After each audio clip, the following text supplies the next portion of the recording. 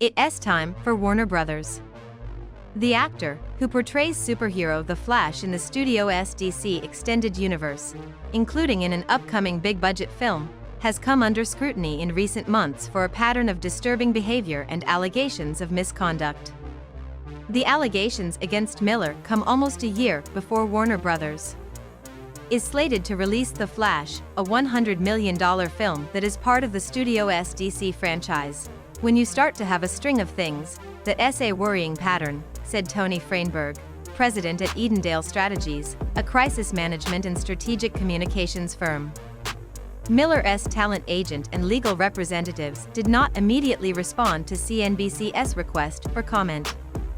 Silence is not an option, said Evan Nierman, author of Crisis Averted and CEO of crisis PR firm Red Banyan. Had remained quiet during Miller's assault arrests earlier this year, but sources within the company said emergency meetings were held in April to discuss their recent controversies and how the studio would proceed going forward. At that time, it was determined that the film would remain on the slate, but Warner Brothers.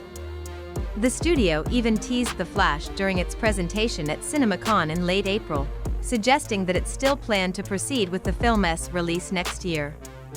Miller has been associated with the DCU since the release of Batman v Superman: Dawn of Justice in 2016 and has been a key part of the Warner Brothers-produced Fantastic Beasts film series, which still has 2 movies left to film. If they are hoping that it's just going to go away or people are going to forget about this, I think they are mistaken, Nierman said. Freinberg noted that Warner Brothers is probably in the midst of evaluating every contract associated with the film to determine what it can legally do going forward. If actors or producers have film proceeds baked into their contracts, Warner Brothers may be legally obligated to release the film, regardless of whether Miller is in violation of any morality clauses within their own contract. I think Warner Brothers. It's not typical that people feel sorry for movie studios, but I genuinely feel sorry for Warner Brothers because they have a nightmarish situation trying to figure out what to do because every option that they have is bad.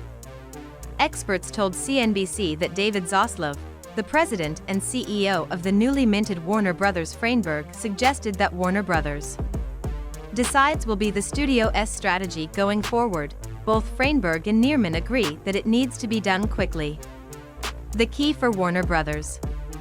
If they were my client, I would recommend going public with a statement and doing so with a strategic outcome in mind, Nierman said about Warner Brothers.